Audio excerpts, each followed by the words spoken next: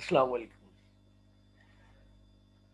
आज हमारा जो टॉपिक है कम्युनिकेशन स्किल में वो है strategies of successful business group meetings. इसके अंदर हम फोकस करेंगे बैकग्राउंड इंफॉर्मेशन ऑन ग्रुप्स कि ग्रुप क्या होते हैं और ग्रुप की कैरेक्टरिस्टिक्स क्या होती हैं।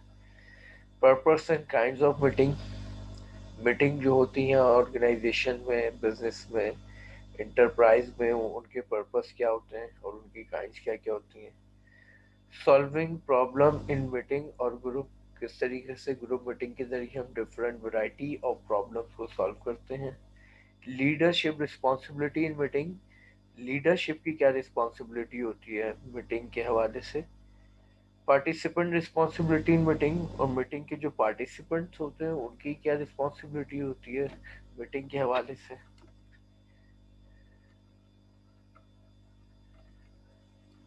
Now comes toward the background information on group.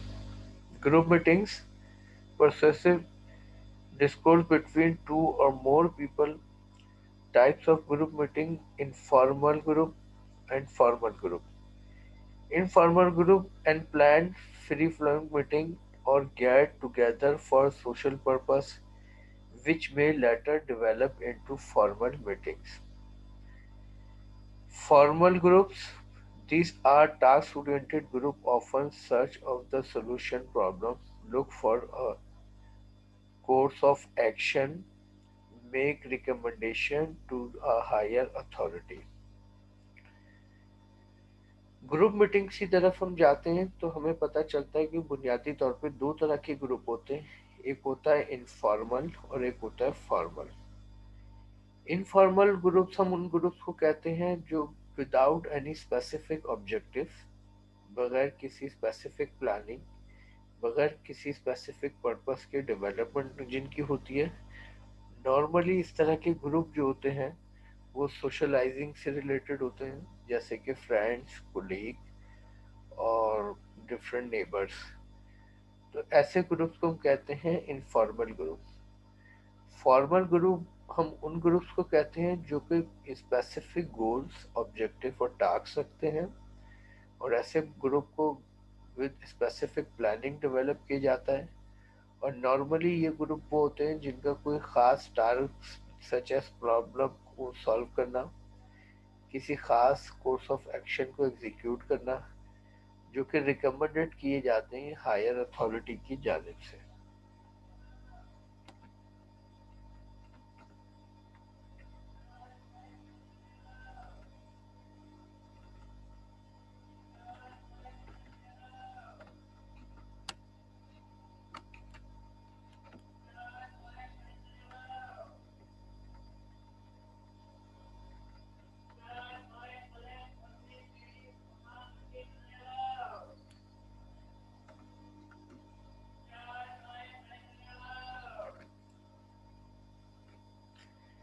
Formation of group, जब हम फॉर्मेशन ऑफ ग्रुप की बात करते हैं तो फॉर्मेशन ऑफ ग्रुप में हमारे बुनियादी तौर पे 4 स्टेप्स होते हैं।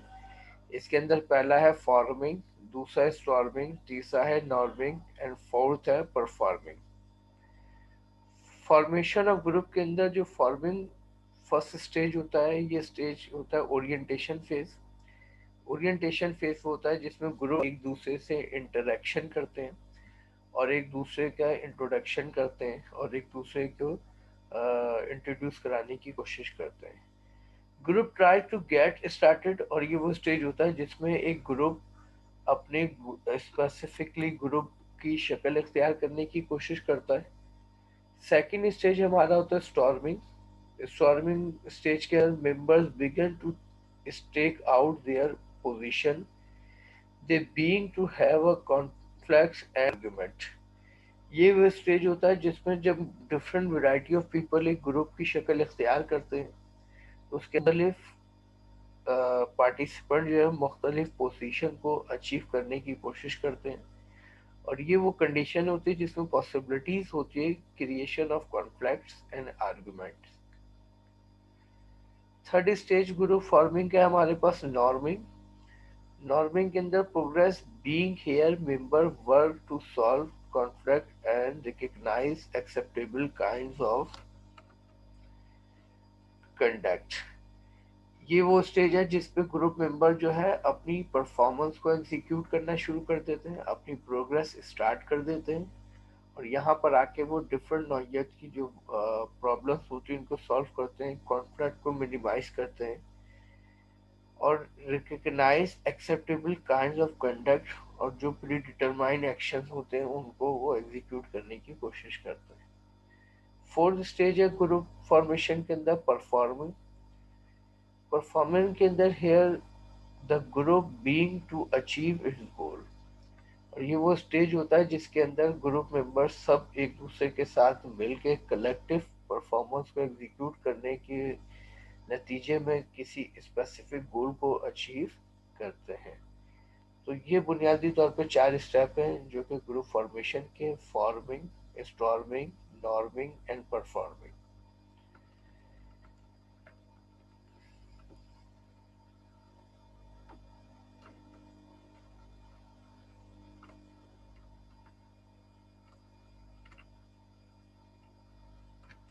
Phases of problem solving. Problem solving का जो प्रोसेस है उसके क्या क्या फेजेस होते हैं। इसके अंदर सबसे पहला फेज है हमारे पास orientation. Orientation discussion are free floating, questions are numerous. सबसे पहले जब भी हम किसी प्रॉब्लम को सॉल्व करने की तरफ जाते हैं तो उसके अंदर ज़रूरी होता है उस प्रॉब्लम की ओरिएंटेशन, जिसके ज़रिए जो है हम कोशिश करते हैं उस प्रॉब्लम को क्लियर करने की, आइडेंटिफाई करने की, अंडरस्टैंड करने की, जिसके अंदर different variety of question use होते हैं, डिस्कशंस होते हैं। सेकंड स्टेप आता है conflict. Member offer their opinion, evidence to support at this stage conflict occur. जब different variety of group member मिलकर मीटिंग करते हैं किसी प्रॉब्लम को सॉल्व करने के लिए, तो डिफरेंट लोग पीपल्स की डिफरेंट ओपिनियन होती है, डिफरेंट एडवाइसेस होती हैं उस प्रॉब्लम को सॉल्व करने के लिए। यहाँ पे मरहला शुरू होता है ग्रुप मीटिंग के अंदर जो है कॉन्फ्लिक्ट का। थर्ड स्टेज आता है हमारे पास emergence, open exchange, continue search for solution, start compromises occur. Emergence के अंदर हम उस कॉन्फ्लिक्ट को फिर रिड्यूस करने के लिए, मिनिमाइज करने के लिए जो है कोशिश करते हैं और स्टार्ट करते हैं कंप्रोमाइज अगर। सोल्यूशन उसके बाद फोर्थ स्टेज है हमारे पास। इसके अंदर positive attitude, now is the time to complete the task and agree upon solution. ये वो लास्ट स्टेज होता है जिसके अंदर हम पॉजिटिव एटीट्यूड इख्तियार करते हैं, और ये वो टाइम होता है जिसके अंदर हम किसी एक आइडियल और किसी बेस्ट ऑप्शन के ऊपर सारे ग्रुप मेंबर एग्री हो जाते हैं और उसको उस प्रॉब्लम के सलूशन के लिए डिसाइड कर लेते हैं। Phases and kinds of meeting. Purpose and kinds of meeting के अंदर हमारे पास सबसे पहले इंफॉर्मेशनल मीटिंग। इंफॉर्मेशनल मीटिंग के अंदर seeks to clarify, to make something clear, to give information. Informational meeting वो मीटिंग होती है जिसके अंदर हम जो है किसी कंफ्यूजन को क्लैरिटी की तरफ ले जाने के लिए और किसी ऑब्जेक्टिव या किसी स्पेसिफिक पर्पस को समझने के लिए हम ग्रुप मेंबर के दरमियान इंफॉर्मेशन के लेवल को बढ़ाने के लिए ऐसी मीटिंग कंडक्ट की जाती है। ऐसी मीटिंग कहलाती है इंफॉर्मेशनल मीटिंग। इसकी एग्जांपल है कि इंडस्ट्री में कोई रिसेंटली होने वाले चेंजेस, ऑर्गेनाइजेशन के रूल्स, पॉलिसी या रेगुलेशन में होने वाली कोई इम्प्रूवमेंट या चेंजिंग, तो उस चेंजिंग की इंफॉर्मेशन सब तक पहुंचाने के लिए इंफॉर्मेशनल मीटिंग कंडक्ट की जाती है। सेकंड हमारे पास आती है suggested solution meeting. This meeting occur to evaluate the suggested solution to a problem. Suggested solution meeting वो मीटिंग होती है जिसके अंदर हम किसी खास प्रॉब्लम को सॉल्व करने के लिए डिफरेंट सजेशंस को एक डिटरमाइन करते हैं और उन सजेशन में से किसी बेस्ट ऑप्शन की तरफ पहुंचने की कोशिश करते हैं। नेक्स्ट है problem solving meeting. group try to several attempt to find a solution. The, the course to reach a solution is unique to every group. और प्रॉब्लम सॉल्विंग मीटिंग का बुनियादी मकसद होता है किसी एक ऑर्गेनाइजेशन की स्पेसिफिक और मेजर प्रॉब्लम को सॉल्व करना और उस प्रॉब्लम को सॉल्व करने के लिए किसी आइडियल सॉल्यूशन की तरफ जाना ताकि ऑर्गेनाइजेशन मिनिमम एफर्ट्स में मैक्सिमम लेवल पर उस प्रॉब्लम को सॉल्व करने में कामयाब हो जाए. Next, authorisation for committee, method of solving problem in meeting. हम फिर मरहला आता है कि अथोराइज करते हैं कमेटी, जिसमें कमेटी मेंबर को सिलेक्ट किया जाता है. The information come from the authorise person which ask you to form a committee. Background analysis. Authorisation of committee के मेंबर जो है वो डिफरेंट इंफॉर्मेशन को जो है शेयर करते हैं उस प्रॉब्लम से related. And method of solving problem in meeting, background analysis, background को डिटेल के अंदर एनालाइज किया जाता है. The above should include who, what, when, where, why. Maximum level पर हम जो है यूज करते हैं variety of question such as WH words question कि what is problem, with whom is problem, when problem occur, where problem is executed and why is in front of us. Solution analysis. फिर हम जो है solution discovery की तरफ जाते हैं कि सॉल्यूशन इसके हमारे पास कौन कौन से पॉसिबल हो सकते हैं. थर्ड स्टेज पर हम आते हैं सॉल्यूशन को एनालाइज करते हैं, एनालिसिस ऑफ सॉल्यूशन, जिसमें हम देखते हैं कि कंपैरिजन करते हैं डिफरेंट सॉल्यूशन का. And choice of action. और फिर हम उन सॉल्यूशंस में से जो सबसे बेस्ट सॉल्यूशन होता है उसका सिलेक्शन कर लेते हैं. ये कहलाती है हमारी choice of selection. Method of solving problem in meeting. Problem solving meeting का जो मेथड प्रोसीजर होता है उसके अंदर सबसे पहला स्टेप होता है background analysis. Background analysis: state the problem or question in an affirmative tone, define and limit the problem, collect facts on the history of the problem. Background analysis के अंदर जो हम करते हैं वो करते हैं स्टेट करते हैं, नरेट करते हैं, एक्सप्लेन करते हैं पहले डिटेल में प्रॉब्लम को अफर्मेटिव टोन के अंदर. फिर हम उसके अंदर डिस्कस करते हैं, डिफाइन करते हैं लिमिट ऑफ द प्रॉब्लम, कि प्रॉब्लम का लिमिट लेवल क्या है.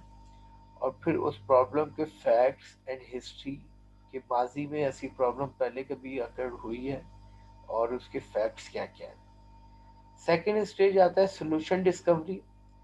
सोल्यूशन डिस्कवरी में हम इस्टेब्लिश क्राइटेरिया, हम इस्टेब्लिश करने की कोशिश करते हैं किसी स्पेसिफिक क्राइटेरिया को. List possible solution through out brainstorming. और फिर एक वैरायटी ऑफ सॉल्यूशन और लिस्ट ऑफ सॉल्यूशन को प्रिपेयर करते हैं ताकि हमारी डिसीजन मेकिंग की एबिलिटी डेवलप हो सके. थर्ड स्टेज हमारे पास आता है solution discovery. Solution discovery: arrive at solution, work on the pros and cons of the all reviews solution listed, use rational approach. ये वो स्टेज होता है कि जिसमें हम सॉल्यूशन डिस्कवरी के तहत डिफरेंट सॉल्यूशन के प्रॉस एंड कॉन्स, यानी उनके फेवरेबल एस्पेक्ट्स और अनफेवरेबल एस्पेक्ट्स को हाईलाइट करते हैं ताकि हम कंपेयर कर सकें डिफरेंट सॉल्यूशन को. इन द मेन टाइम जो सबसे अहम चीज़ होती है वो रैशनल अप्रोच होती है. इसके अंदर हमें रैशनैलिटी का इस्तेमाल ज़्यादा से ज़्यादा करना होता है क्योंकि यही वो स्टेज होता है जो बड़ा सेंसिटिव होता है, जिसके अंदर हम डिसीजन मेकिंग के नियर होते हैं. फोर्थ हमारा ऑप्शन होता है choice of action. This is the execution phase where we keep in mind time lines and cost involve. ये फोर्थ स्टेज होता है जिसके अंदर हम जो है अब उस लिए गए डिसीजन के ऊपर एक्शन की तरफ जाते हैं कि हम किस तरह उस डिसीजन पे इम्प्लीमेंट करेंगे. और उस डिसीजन के अंदर सबसे अहम चीज़ होती है टाइम लाइन्स, कि उस डिसीजन पे इम्प्लीमेंट करने में टाइम कितना खर्च होगा और उस डिसीजन पे इम्प्लीमेंट करने में कॉस्ट कितनी इन्वॉल्व होगी. टाइम और कॉस्ट के लिहाज से दोनों फैक्टर हमारे लिए फेवरेबल अफोर्डेबल है या नहीं, ये एक अहम पॉइंट होता है इस स्टेज के अंदर। तो ये था method of solving problem in meeting, जिसके 4 स्टेप थे: background analysis, solution discovery, solution discovery, choice of action.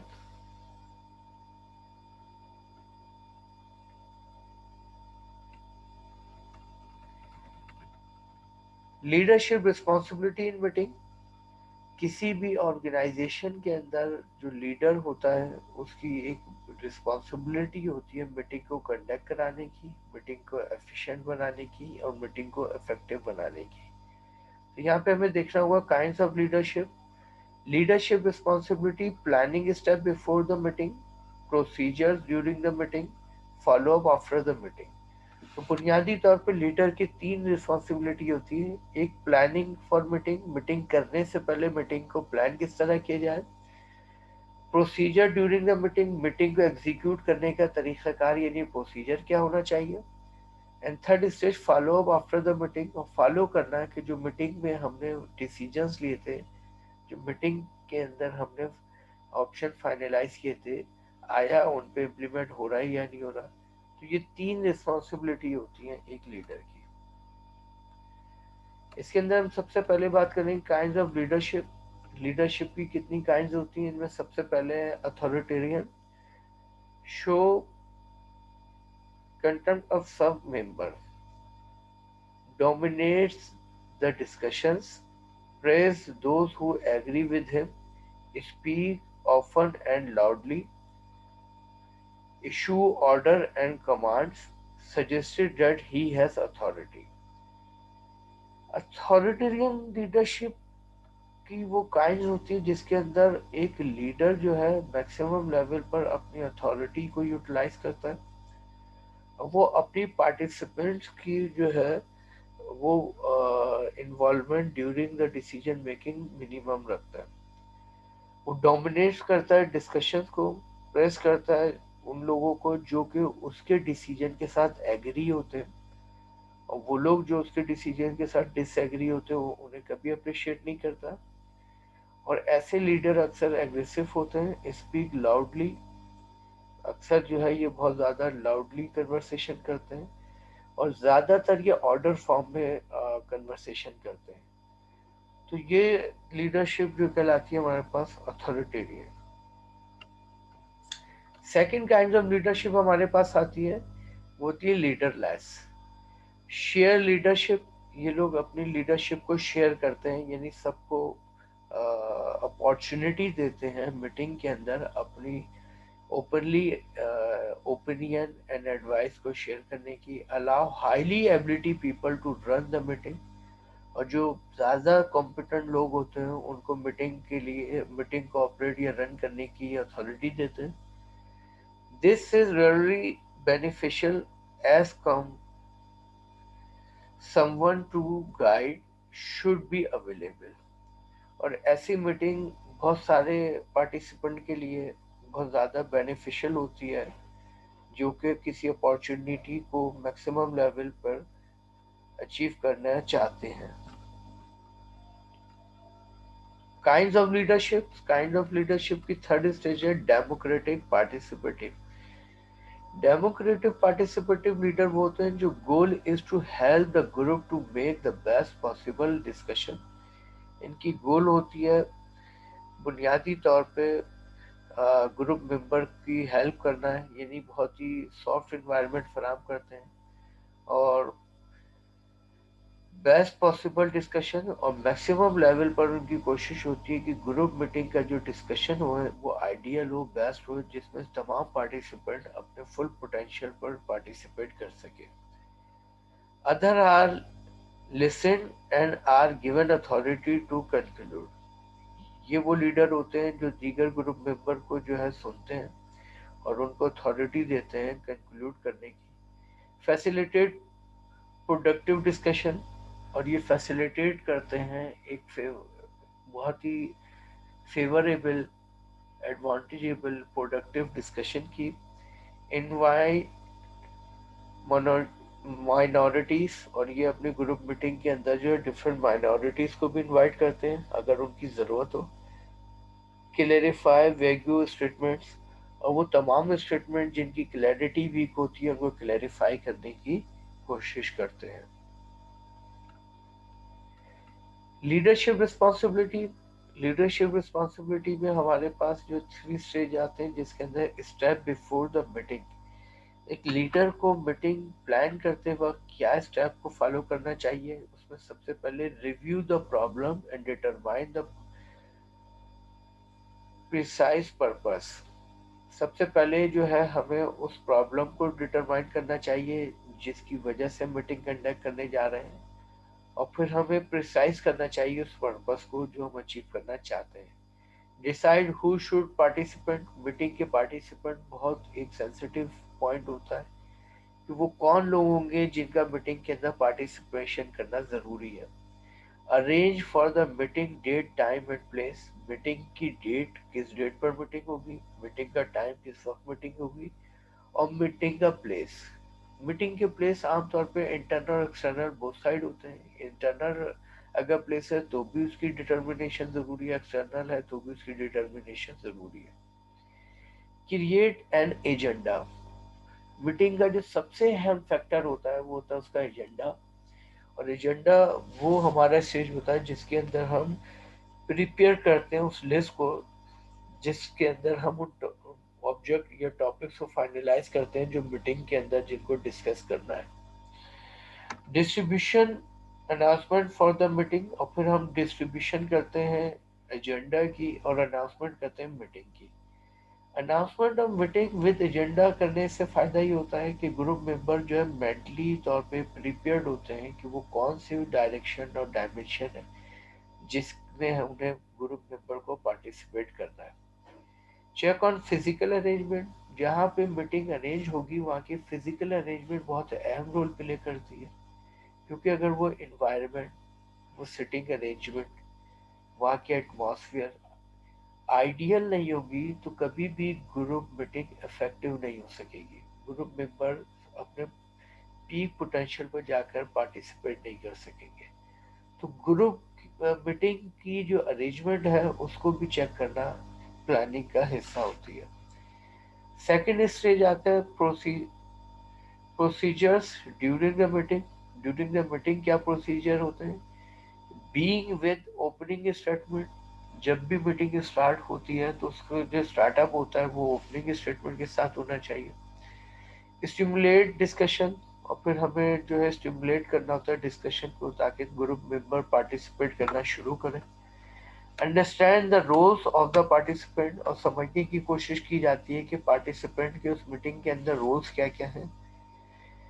Interpret data for solution evaluation, और फिर हम इंटरप्रेट करते हैं उस अवेलेबल डेटा को और उसके सोल्यूशन को और उसकी इवैल्यूएशन करते हैं। State the major conclusion and plan for action, और फिर हम जो है उस मेजर कंक्लूजन मीटिंग को कंक्लूड करते हैं और फिर प्लान करते हैं कि किस तरीके से मीटिंग में लिए गए डिसीजन पे इम्प्लीमेंट किया जाएगा। ये सेकेंड स्टेज ऑफ प्लानिंग होता है जो कि ग्रुप मीटिंग के अंदर पहला ग्रुप मीटिंग को ऑर्गेनाइज करने के लिए, और सेकेंड प्लान होता है ग्रुप मीटिंग में लिए गए डिसीजन पे इम्प्लीमेंट करने के लिए। थर्ड स्टेज आता है follow up after the meeting. ये वो स्टेज होता है जिसके अंदर distribute minutes of the meeting, जिसमें हम ग्रुप मीटिंग के अंदर जो मिनट्स, फाइनल मिनट्स, वो हमारा ऑप्शन होता है जिसके अंदर हम ग्रुप मीटिंग के दरमियान जितने भी एजेंडा में टॉपिक थे उससे रिलेटेड जितने डिसीजन मेकिंग हुई होती है उनको जब हम डेवलप करते हैं तो ये ग्रुप मीटिंग के मिनट्स बन जाते हैं। तो इन मिनट्स को जो है सबसे पहले डिस्ट्रीब्यूट करना है कंसर्न पीपल तक। Share point of action with responsible persons name, पे शेयर किए जाते हैं पॉइंट ऑफ एक्शन कि वो कौन लोग हैं जो इस पर अमल करेंगे। Keep track of all meeting being held for this problem, और फिर ट्रैकिंग को फॉलो करना होता है कि ये मीटिंग किस प्रॉब्लम को सॉल्व करने के लिए की गई है।